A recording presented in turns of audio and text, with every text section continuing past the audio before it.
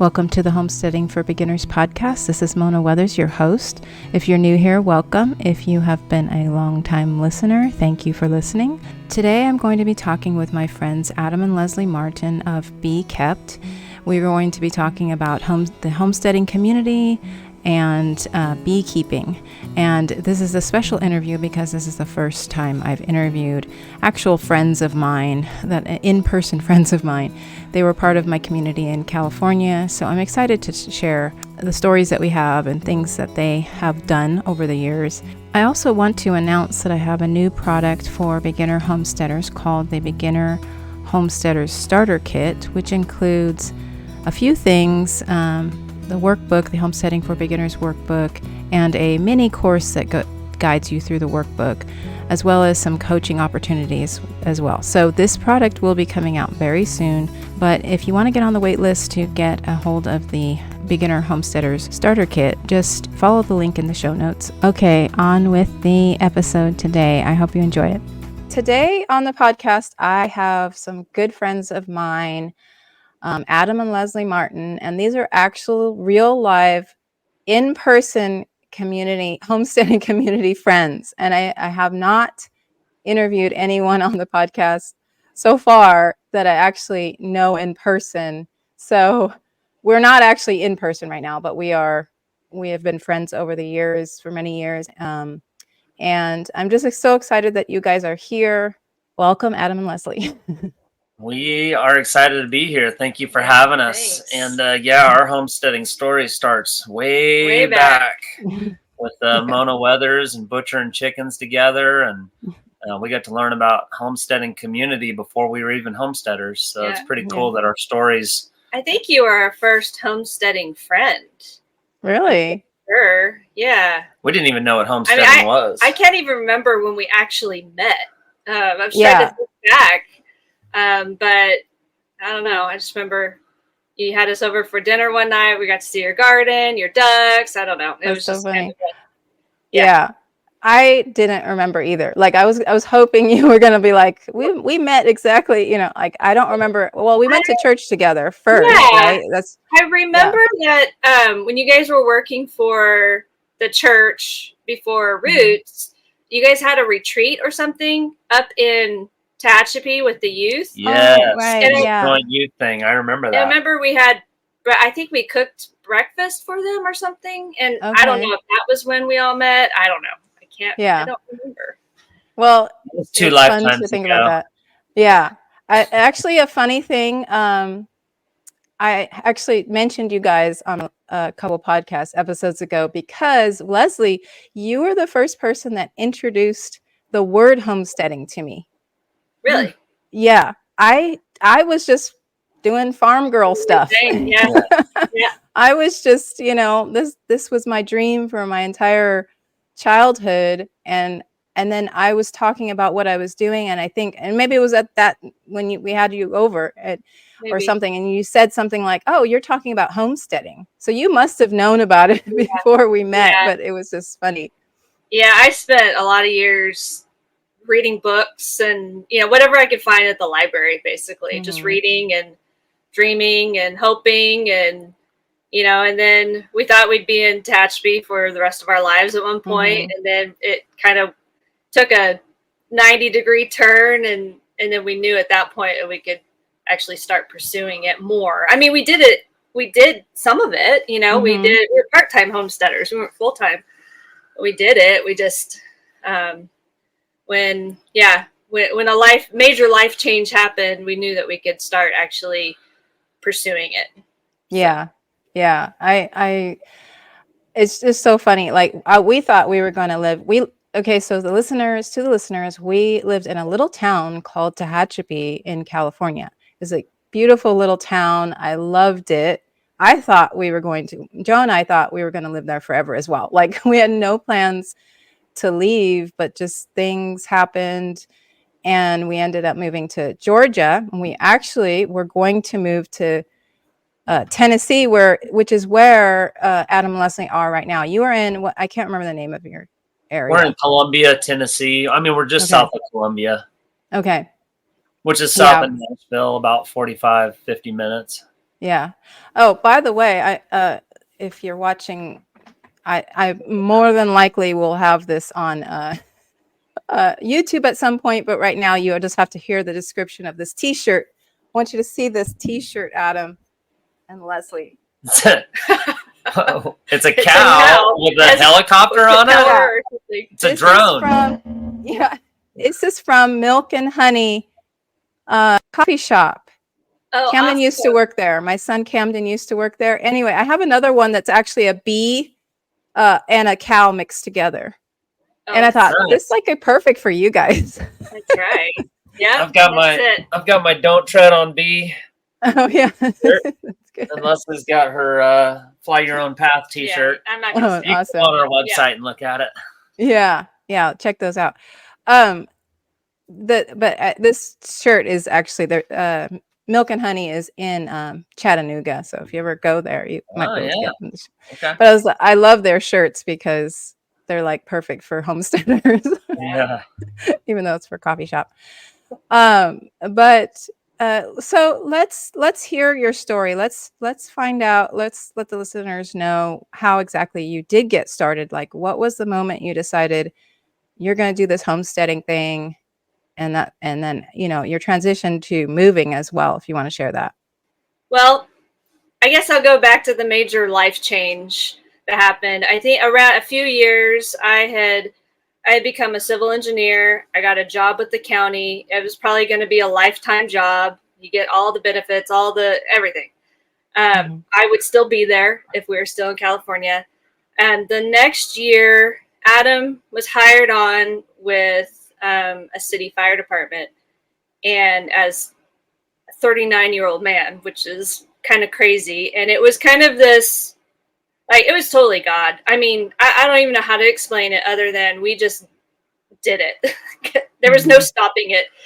And he made it through academy. By the next spring, he was fired. And it was a pretty big blow because we had pretty much, in our minds, we hadn't really done anything physically, like rearranged our lives for the next 20 years. We were going to be there, at least until retirement. And about 7-8 weeks after that happened, we took a road trip to South Dakota. And we had a moment there where it was, okay, we're going to move one of these days. We're going to move out of California. We knew it wasn't, when we moved back to California in 2004, we knew it wasn't forever. So this was kind of a defining moment. This was in 2014. Yeah. So 10 years later. And so that trip, we went home from that trip. We put our house on the market to test the waters. I hadn't been at my job that long. I'm going to go back. 2 months after I started my brand new job, I was on, my supervisor and I were going to look at a job. And we were just having a conversation. He said, "Do you love civil engineering?" And I just thought, I've been at this job for 2 months. Is this a test?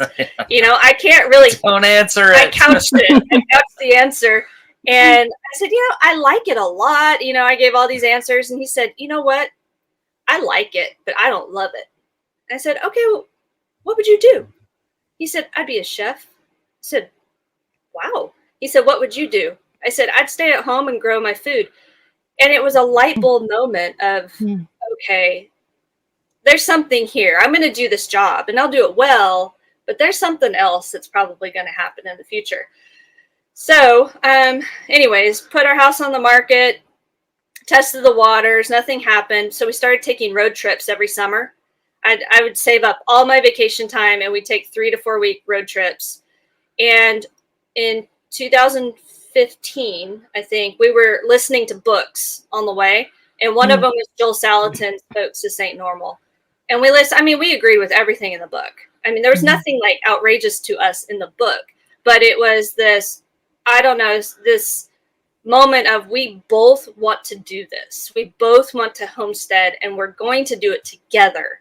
If one of us didn't want to do it, we weren't going to do it. It's just, that's just how we work. And so then it took 3 more years for us to finally sell our house, quit our jobs and moved to Tennessee. Mm-hmm. So, and then 6 months later, 5-6 months later, we bought our like ramshackle dog of a property and paid cash and moved to it. And really January 1st of 2019 is when we moved onto the property and started going. Yeah. As you're telling that story, I kind of now remember all of that. I remember you guys going and visiting other areas. I remember that period of time that you had. I'd forgotten, so you just said that. But yeah, we were actually really connected during the time of this transition, because you guys kept our horses for a couple weeks as we were moving and selling our house and stuff. So, and then we moved before you, and then you came out after, and we still hadn't found a piece of property Mm-hmm. yet. So we were trying to find a piece of property. We would have loved it if we could have just had next door neighbor pieces of property at that point. That would be so much fun. Yeah. But my sister lives in Georgia, and we just decided to live closer to her. I'm really glad we did, because I've been able to get close to my family here. But, we may move to Tennessee. And our son had moved to Nashville, which was another reason why we had wanted to move to Tennessee. But now he's in Dallas, so good thing we didn't move for him, right? Right. But I love that story. And I wish we had been able to buy a property at cash. We had the horses with us, so we had to have a certain amount of land. And even when we purchased our property, prices were starting to go up, and things were selling so stinking fast. Like we could not get a property, and so we ended up with a mortgage, but we still love our property and stuff. Yeah. But I wish we had been able to do it the way you guys did it. You probably feel lucky to have gotten what you got when you got it, because now it really 5 years later, 6 years later, you can't touch anything for what we paid. Mm-hmm. No. Especially here in Georgia. I don't know about in Tennessee, but the prices just North Georgia here just skyrocketed. And I'm like, how do people afford to live here? I know. It's the same here. I don't know. I don't understand it either. Yeah, up the road there are $1 million homes being built, and I'm like, we paid nowhere near that. Yeah, exactly. Yeah, I feel really badly for the millennials right now, because they're all wanting to be homeowners right now, and they can't. Which is my daughter, and you guys know that my daughter and her husband and her 4 kids live with us. We converted our basement into an apartment, and so we're a household of 9 now. We were 3.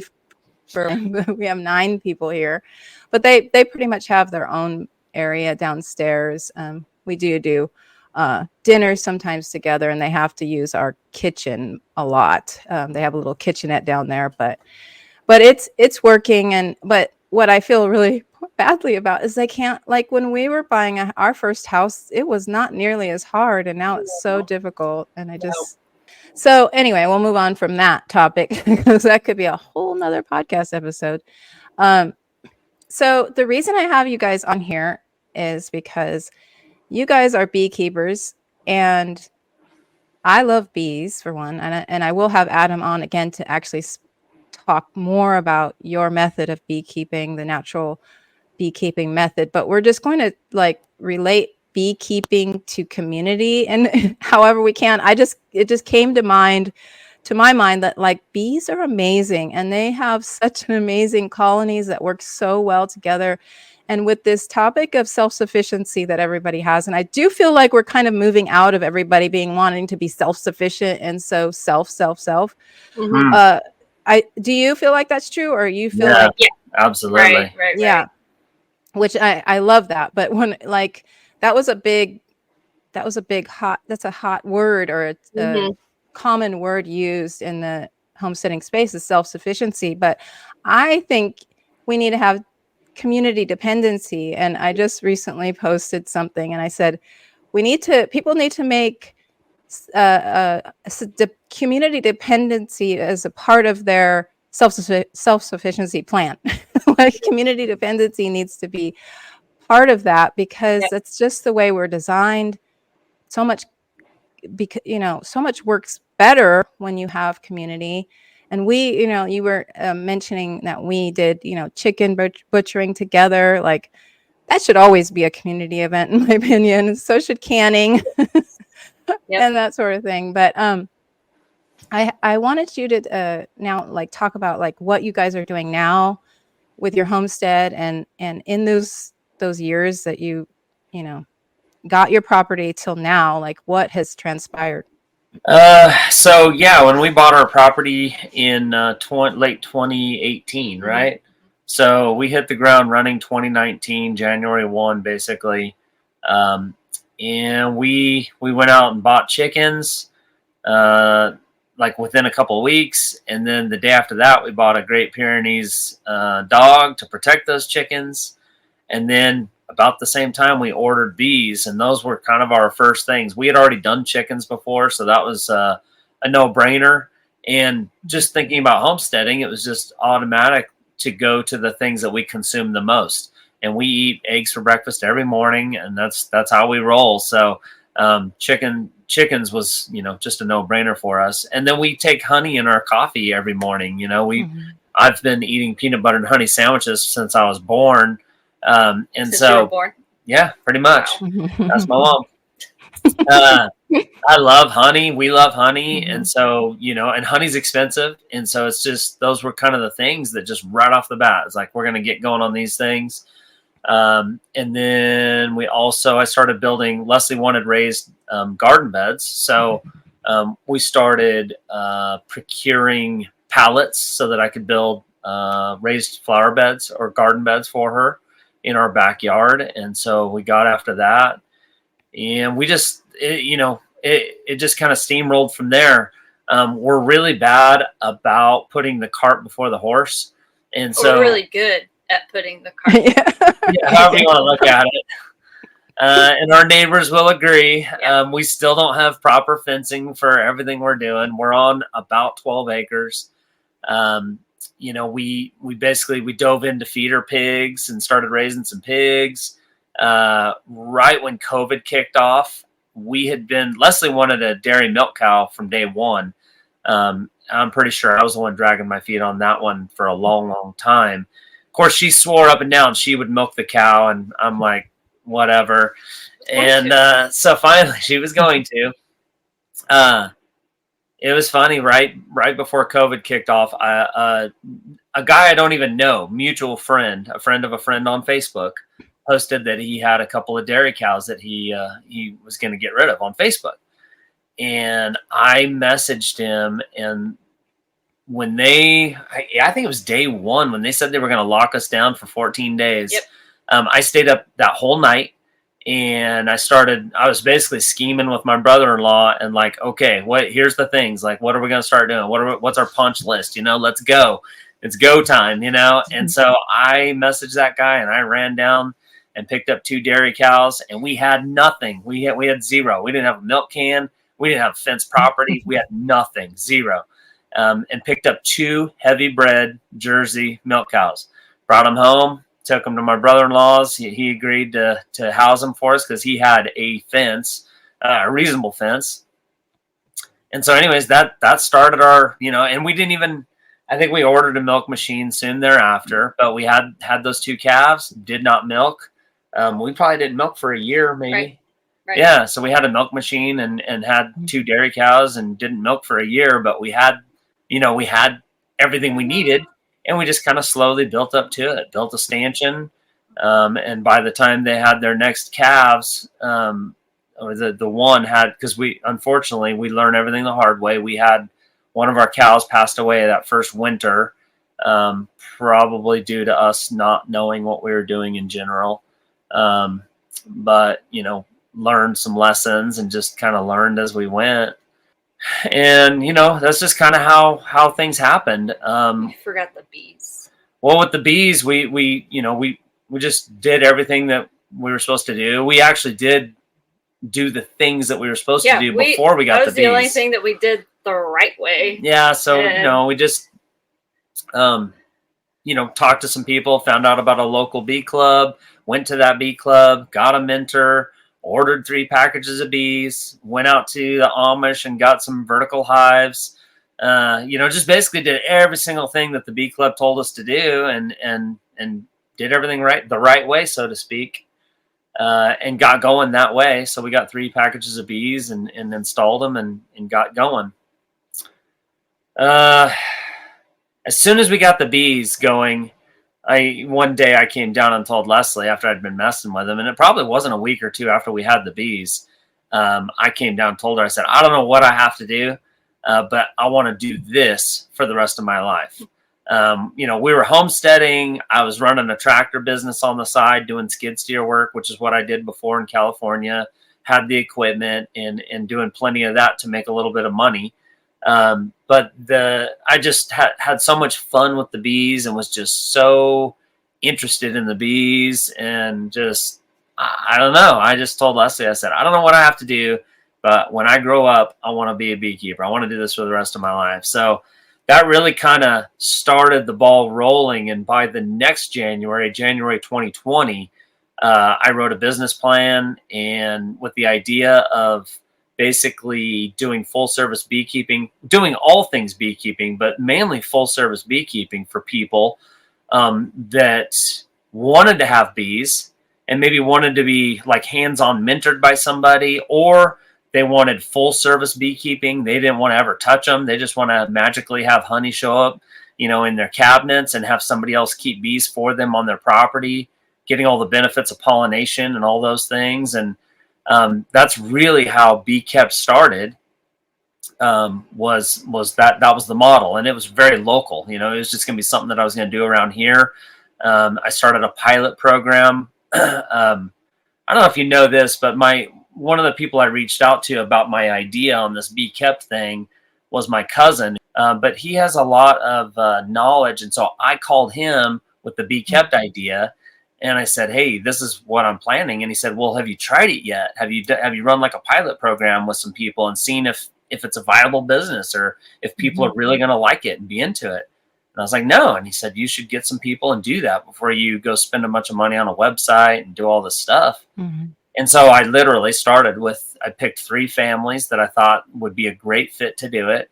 And that's how it started, is I just started doing it. And that really... That's awesome. Immediately we found success, and the people loved it, and it seemed like it worked great. And so that was really how it started, how we launched it. And so that's great. I love hearing all that, because it kind of fills in some gaps for me as far as what you guys been doing, because we haven't actually seen each other since the first year. Wait, we came to visit. We came to visit right after you moved to Georgia. Right. It was our first year. You guys hadn't moved yet. Right. I want to say it was New Year's Eve, like 2018. Yeah, we came for Christmas 2016. 2016. Yeah, that's when it was. Yeah. And it's a shame. It's really stupid, because we're so close. I mean, we're only a few hours away, but life, it's okay. Yeah. We love each other anyway. I mean, like, we don't blame either one. Either one doesn't blame the other for that. But we do need to get together. Yeah. How did you get into the natural beekeeping then? Like, what happened? What was the thing that changed the way you did things?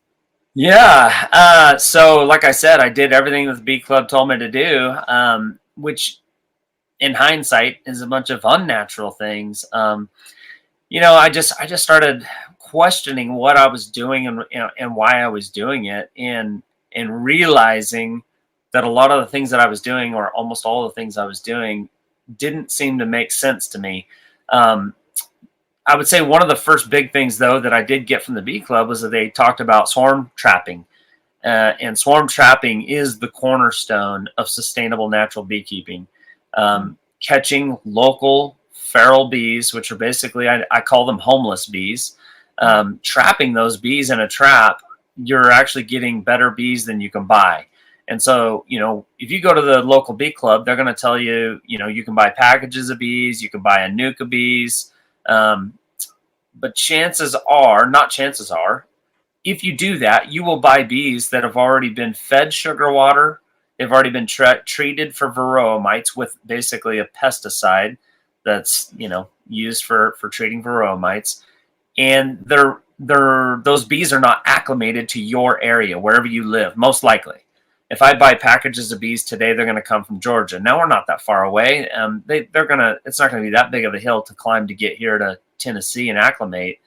But you got to think, people in North Dakota are buying bees from Georgia. People from Michigan are buying bees from Georgia, Florida, California. And it doesn't make sense. And so the Bee Club and they'll tell you this, they'll tell everybody this on day one, that you're going to lose half your bees your first year just because you're a rookie, period. I don't believe that. Okay. Yeah. Okay, let me stop you there, because I went to a bee club in Tehachapi and I was about to buy bees. I was ready. I was very close. I had some stuff that somebody had given me. And Tehachapi was kind of challenging because there's it's kind of just a high desert. So there wasn't as much for the bees. And I was going to the bee club meetings and I was, learning, and we were all learning together. I just kept watching one after another people of their bees swarming away. And I'm like, I can't purchase $300 worth of bees and then watch them fly away. We just financially could not do that. So I pulled out. I said, this is just not for me right now. There was you check the hives every 2 weeks. And I was like, I don't know if I can do that with all the other responsibilities I have. Yep. And then, that still have a chance of them leaving because there's not enough for them to forage on, or whatever the reason was. And I was like, no, I'm not doing it. But moving here to Georgia, I really want to start. That's why I want to have you on again to talk, go into detail, because there's lots for them to eat here. There's lots of things. And I also am really interested in this natural way, because all the things that you're saying, I totally relate to. That was why I didn't start to begin with. Yeah, for sure. And people, that's exactly what happens. Loads of people get into beekeeping. They do all the things the club tells them to do. The club tells them you're going to lose half your bees the first year. And they say, no, not me. I want to do everything I can, and I'm not going to lose those bees. And they go and they keep bees in the first year, and they lose half their bees, or they lose all their bees. And then they come back to the bee club, and the bee club says, no problem, just order 3 more packages or go get some nukes, or, it was tough luck. We told you it wasn't gonna go good. And it's just like that doesn't make sense to me, and I, so feeding sugar water, treating for varroa mites, all that stuff, and getting into your hives all the time. It just does not make sense to me. And obviously I'm a huge fan of intelligent design. I believe honeybees were created beautifully and perfect in the beginning. Yes, this world has fallen and there's a lot of problems. There's a lot of issues. We have been very poor stewards of the planet and of, animals and of insects and grass and everything. But at the end of the day, I believe that these animals and these insects can adapt. They can overcome. And a lot of what we're doing as humans is we're actually getting in the way of them becoming stronger. And so that's a huge part of natural sustainable beekeeping. And those of us that are proponents of it are talking till we're blue in the face. And we really don't care if the old crusty guys from the bee club get mad at us. It's not personal, and they can continue to do what they do every day, and that's not a problem. It's not for me. You do you, I'll do me, and we'll call it a day. But I spend every day, all day long, talking to homesteaders like you and telling them, look, bees don't have to be complicated. They can be simple. Bees can be sustainable. You don't have to go to Walmart to buy their feed. You don't have to treat. You don't have to have a veterinarian on staff to treat these bugs with stingers in a box. You don't have to do these things. You don't have to buy weak bees that are going to die.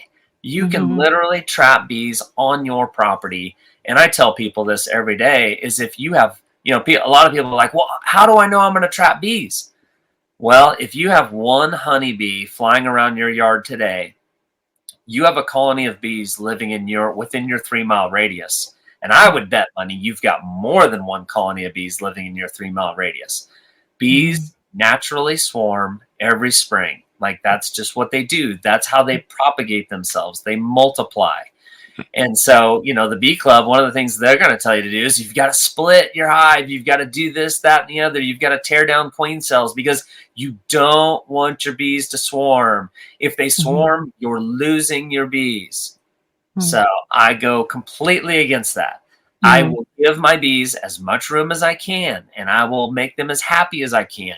But if they decide to cast a swarm and send the OG queen off with half of those bees, basically, I try to trap those bees myself, or I just seeded the woods with good bees, or I just sent my neighbor Mona some great bees, and she's going to call me up and say, Adam, can you come over and give me a hand catching these bees? And I'm going to say, yes, of course. And I'm going to go help you catch those bees. And then I'm going to say, those are my bees, right? And we're going to laugh about it. And it's totally fine, But it's a total paradigm shift from what the bee club is doing. And fortunately for us, and so far in this conversation, I'm sure your listeners are going to be like, man, this guy's really hard on the bee club. We have found a bee club this last fall that we've actually fallen into that we love, and they're just down the road from us. It's not our hometown bee club per se, but they're close, very close.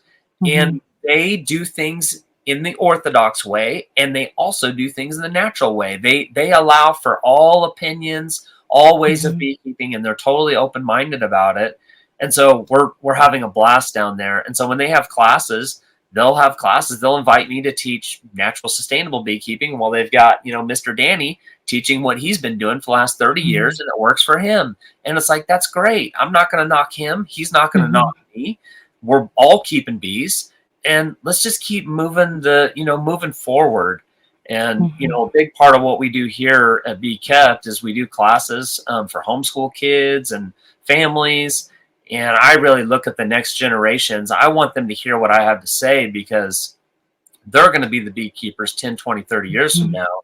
And if they grow up seeing what they've seen in my bee yard and people like me, then they're going to realize, we don't need to just treat every single problem that we see with some chemical, some insecticide, whatever.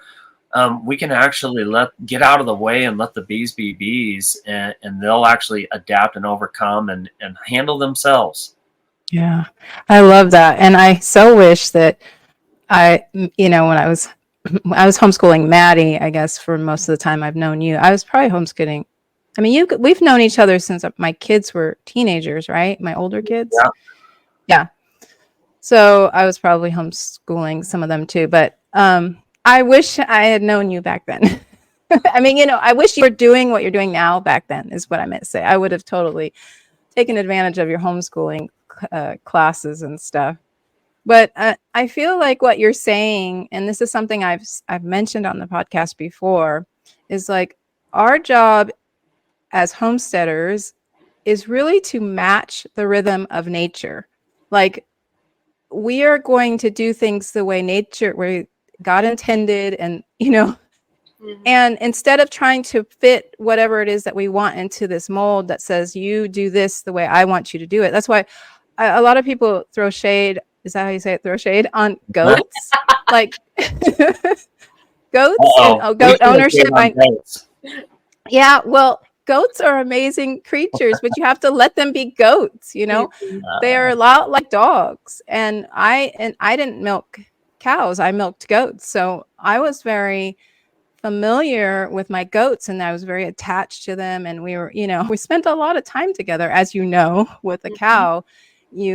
Milking anything dairy, you spend a lot of time, intimate time, as a matter of fact, even all the way through the birthing process and the breeding, like you are involved in a lot of that. But anyway, so I'm here. I'm going to have somebody on the podcast that likes to talk about goats. Yeah, there you go. We'll give you some references. Right. Yeah. But anyway, my whole point is like, the way it sounds like you're talking about natural beekeeping is like, instead of trying to put all these bees in a box and keep them there, you're letting them do what they naturally do. And And that, like, we know that if we feed our bodies correctly, we're stronger. If we take care of our bodies, we're stronger. If your natural bee kept bees are stronger, they can naturally fight off the things that are, they've had enough resistance. There's that survival of the fittest thing that's going on as well, right? Yep. Yeah.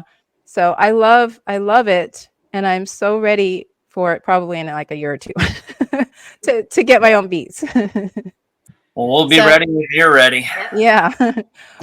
Hopefully it won't take that long for us to visit each other. Okay. So let's transition to the thought about community and bees, and how a bee colony maybe parallels like a homesteading community, and how we really need each other. Like, what are your thoughts on that? I guess I'll take off first, and then Leslie can follow it up. For sure, we have really seen pockets of this homesteading community develop all over the place, and we've seen it right here in Middle Tennessee. Basically, it's true. We need each other. We need to help each other, and we need each other. We're not meant to do life alone, and we really can't do it alone. We need each other's experiences. You may have talents and skills that you've developed and experiences that you've developed on a certain subject, like goats, that we don't have yet, And so if we decide we want to go goats, we know who to call. We can give you a call.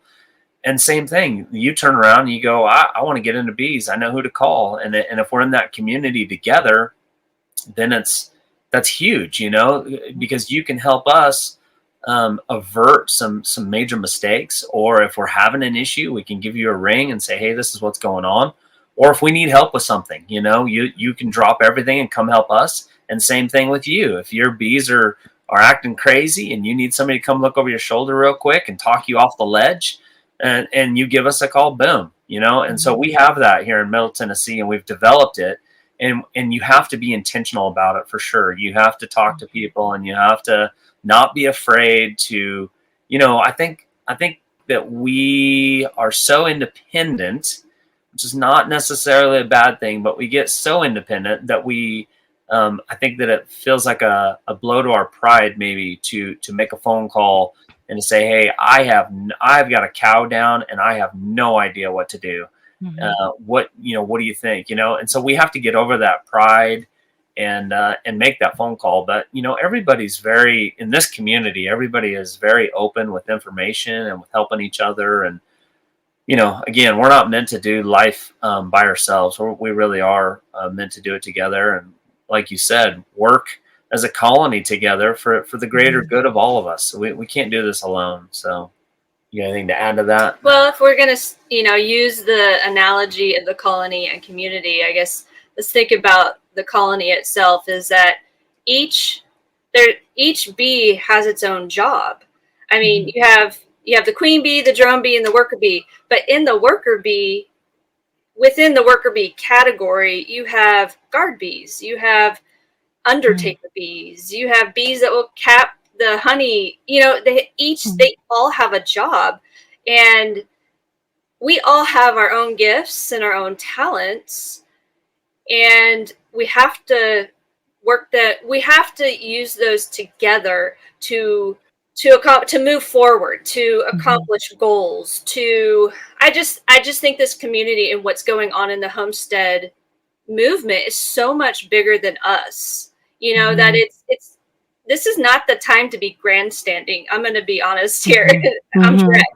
So when somebody's put up on a platform, that's just not good for the whole community. The queen is the most important bee, but she can't do her job unless she's fed by the nurse bees, or she can't do her job unless she's mated by a drone.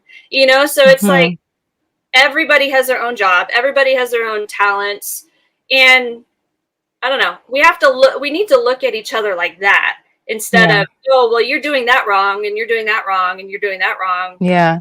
It's just, right. I don't know. I can see that as being very detrimental to the community instead of building each other up. Yeah, I totally agree. And one of the things that a lot of homesteaders do is and maybe it's the fault of social media or YouTube, I don't know, but they want to do all of the things, like all of it, like have the garden, have the goats, have the chickens, have the ducks. I am guilty of this. When you were saying putting the cart before the horse, that was totally us in California. We have like totally flipped around.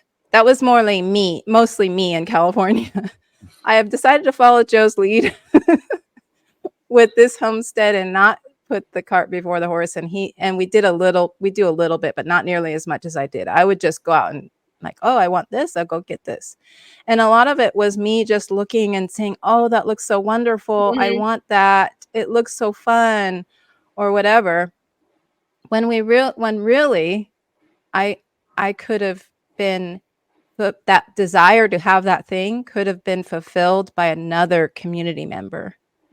So instead of me having bees, you have bees. Yeah. Right. And or whatever it is, like you design your life to fit what you want most. I mean, you might have to do some experimenting, but you don't have to do all of the things, and you shouldn't really. I did finally get to the point where Jay and I were trading milk for beef.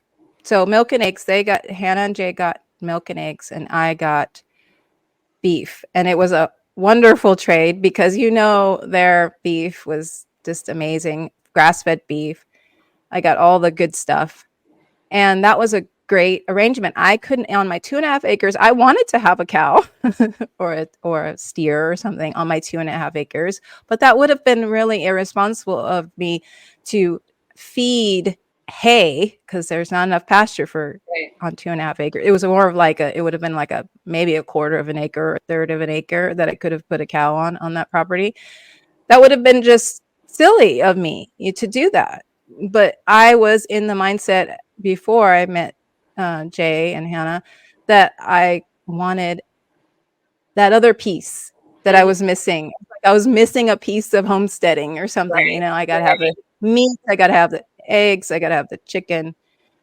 But anyway, what you're saying is perfect. It's like everybody can have their own piece or part of the whole instead of everyone trying to have the whole thing on their property. Right. So I love that.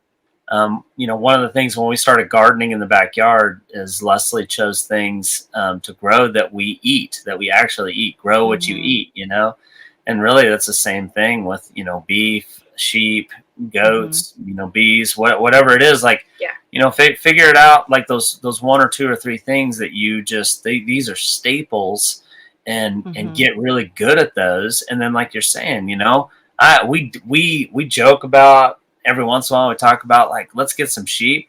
Our friend Joel lives 5 miles down the road, and he's got sheep, and he loves to trade us pork sausage for sheep, or for lamb.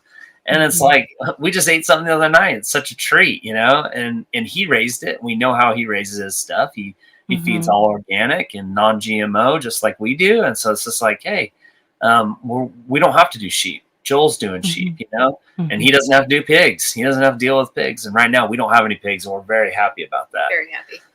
But no, that was actually my point is, raise what you eat, grow what you eat. Even I love Sean and Beth Doherty. Get the animals that work for your property. Like some properties can't support cows, but they can support goats. And be more open-minded. I think, we go in like, ooh, that looks good. That looks good. That looks good. And I don't know, work with the property, work with what you have, work with your land and what's growing. Yeah, I had a pork rind because I did want pigs. I had pork rind on the podcast, and he actually kind of talked me out of getting pigs because what I wanted would have cost me more. It wouldn't have been cost effective. It would have been kind of nice to be growing it from my, raising them from my home and everything. But it wasn't like he coached me kind of out of it. But I'm glad he did because I don't really need another job with pigs, but I could go to someone else who has raised them and buy it from them, like you're saying. Yeah, it's something I think there is a shift happening in the homesteading community. I can see it, like as far as what people think they should be doing and designing it to be something they want. I do feel like I'm seeing that. Do you feel like you're seeing that? I think so. I think people, I think 5-10 years ago, there just wasn't that much information out there. And so I think, and not enough people out there teaching, basically. And so it was Joel Salatin. It was Joel Salatin. Not everything that Joel has, right? Yeah. It was Joel Salatin. It was Melissa K. Norris. It was those people, but they've been doing it for so long, and they have really great information, but there's a lot of other things there's a lot of other ways you can do things.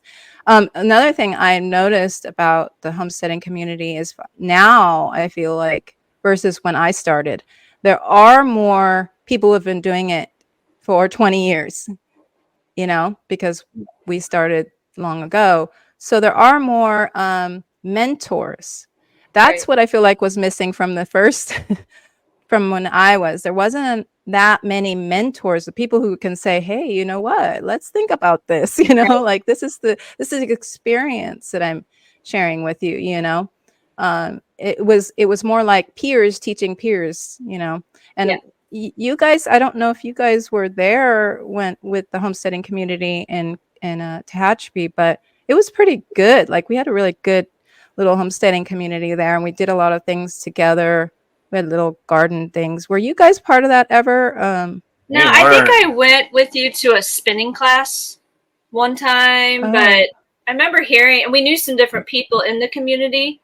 Actually, Adam it was a spinning. Yeah, okay. During working, surveying, actually just doing your tractor work, or even surveying too. I think he met some different people in the community, but we didn't get too involved. Yeah, I guess we were just too busy working our big boy jobs and just we grew a garden one year. We grew a bunch of tomatoes one year, and I actually sold them at our friend's vegetable, stand. Or we'd have too many eggs, and we'd sell some eggs. And then we did the meat birds with y'all, a couple times. And that was like we were just dabbling in it, but it's just like it wasn't really on our radar to do it full time because we had to have our big boy jobs and live that California lifestyle. And we didn't have time. We just didn't have time, Yeah. But so we didn't really connect with that community. I mean, we knew some of them. We obviously bought, I remember we bought milk from Jessica. And then also from Tara, Joe and Tara, they had milk. So we'd buy milk from them. And I mean, that's really when we were just dabbling and we're just like, okay, let's do this. Let's try this. And falling in love with farm raised stuff, Yeah. It's so, what I feel like I became after homesteading for a while and raising your own food and growing your own food, you kind of become like a food snob, but not in a bad way. Like you realize how flavorful things are. You realize good honey tastes way different than what's on the shelves. Good tomatoes do not taste nothing like what's in not even a vine ripe one. Tomatoes in store. I wouldn't eat them. I'll pass them. Forget it. And then what about eggs? Like I can't buy store-bought eggs. And here's another thing. This is a total side thing, but what people actually feed their chickens versus like free-range chickens. We've got neighbors that have chickens and their eggs, like they're not like our eggs. Our chickens are all free range and they we're grateful for their eggs though. Absolutely. When we have eggs, but you can tell the difference. But store bought compared to like even farm eggs, it's a huge difference. And we can't even go out to breakfast. Like if I go to breakfast, I'm not ordering eggs. I'm ordering something we don't make on our farm, I can't imagine what your honey, like you're probably so high level honey connoisseur now that You You can't. seriously, you can't imagine it. The first time that I tasted it out of a swarm trap, and I've been eating honey for 45 years of my life at that point. I was like, what? Why does this taste like this? I've never had honey like this. And now I know that's just biodiverse spring honey in Middle Tennessee when the bees don't get fed sugar water. That's what it is. And it's just like, oh my gosh, I can't believe it, you know? So what people are buying in the stores, they've got to know their beekeeper, and they've got to know what their beekeeper's actually doing. You know, just like if you're buying raw milk from somebody, you want to know what they're feeding their cow, and if they're giving their cow shots, and you know what's going into that cow. It's the same with the bees, and I teach that to people. And of course, there's going to be a lot of people out there that aren't going to like that at all. But you want to know what your honey producer is feeding their bees and treating their bees. And if it's me, I am not going to buy honey from anybody that's feeding or treating, period. Well, I hope to get to that point. We don't buy, you know, we buy whatever we can, raw honey as much as we can, but it's not local a lot of times. We still use Azure Standard. Sometimes they deliver out here. Did you know that? Yeah, we get it here. When I first joined them, like I've been buying since we lived in California, they weren't delivering this far out back then. and I remember looking it up. I'm like, oh my gosh, they're everywhere now. So, but yeah, that's awesome. Bees have been always on my bucket list of things I wanted to have for the homestead. So it will happen. It's just we're very slow going with our homestead now because we want to do things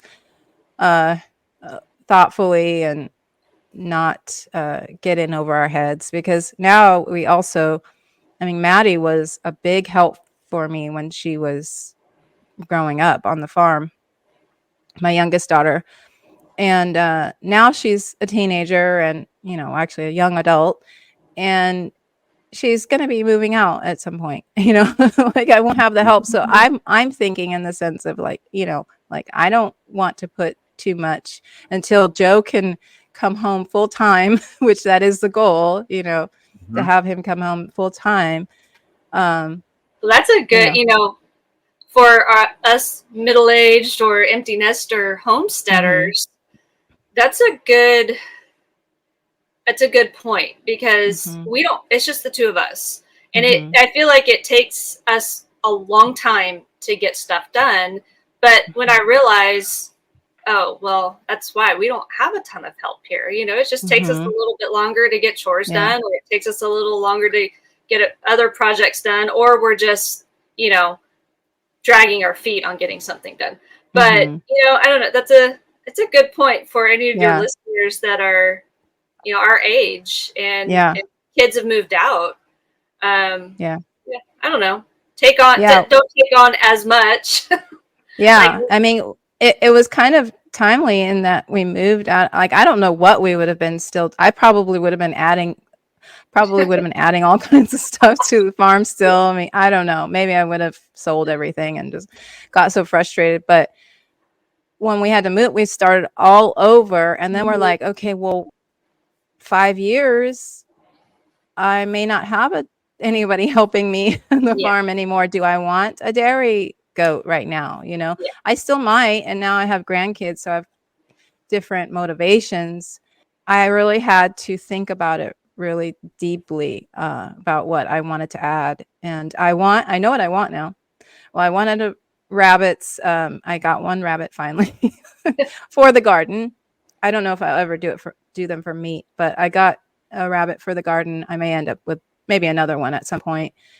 I want quail and I want bees, and I have chickens, and I might get goats again. Like there is a chance I'll get goats again, but those are like the things I know I want now because they don't take up a lot of space. They don't take up a lot of time, you know, and you know, so my needs are different and my, you know, my motivations are a little different, but yeah, like everybody at this middle-aged stage or whatever can go, oh yeah, I can actually redesign this thing and downsize and get to the point where it makes sense for my life now, Sure. And even if somebody jumps into everything, you can make that change. You can sell the pigs, you could take them to the butcher. I mean, right now I told Adam my goal right now is to downsize a little bit because we have so much. Beekept is taking off a little bit more, and more of my focus needs to be on that side of it. So it's just like all these other things, all these different things during the day, chores, it just adds up. It does. So, we'll see what that looks like down the road. Yeah. But it's okay to make a change. I think some people are like, no, I failed. I can't do, I got to keep going. And no, you can just sell it or give it to a friend or something and make a change. It's not that big. Yeah. Amen. I agree with that. Okay. Well, I have had such a great time talking with you guys, and I'm really excited to have Adam on again to talk more about this natural beekeeping. But how can the listeners find you? And, do you have any resources for them? Sure. We have a website. It's www.beekept.com. And we also are on social media, Facebook and Instagram. Adam is an instructor on the School of Traditional Skills. So if you join their membership, you'll get his class. And then we do have a natural beekeeping checklist, kind of a how to, get started. Okay. Also, we have a BKB club. So it's an online remote mentorship program that aspiring beekeepers that want to do things naturally and sustainably and want to get into a club. They can actually sign up for our club. It's a subscription, and you get access to me 24/7 via messaging, phone calls. We've got members only Facebook and Instagram pages for that BKB club is what we call it. Classes. We've got classes. We do BK boot camps here at our apiary on Fridays and Saturdays. Right now we're booking classes for March, April, May. Those are hands-on 5-hour classes. I teach you everything from A to Z. You get hands-on bees. Let's see what else. We've got an online store, t-shirts, hats. Some of the things that we use, such as hive tools, swarm lures. We have been selling swarm traps and hives locally. They're all Amish built. We also have a book that we recommend that we've been selling. And then I'm going to have my book hopefully coming out here in the next month or two. Later on. I hope our publisher hears this podcast. Right. They're like, oh, we got to get on it. Really hoping to have this book out soon. And it's going to be, again, I'm going to teach everything from A to Z. Plus, I'm going to mix in a lot of the experiences and stories that we've had over the last 5 years with beekeeping and just crazy stuff that's going to be entertaining and fun. I think that covers it. Oh, we also have an email list that people can sign up for at our website. Leslie's, both of us are good about sending out emails every week, and they're educational, inspirational, centered around beekeeping and doing things the way that we're doing them. And they're a lot of fun. So we get a lot of good feedback from the email list. People like the stuff that we're putting out there as far as content, and they're learning. So it's great. That's awesome. And I'll have all that linked in the show notes as well, so you guys can check that out. But I can't wait for us to meet again. I feel like we just picked up our conversation like we've never been apart, which is the greatest friendships to have. And I can't wait for us to meet face to face again. But thank you. I mean, in person, face to face. But thank you for being on the podcast, you guys. Yeah. Thank you for having us. We really appreciate it.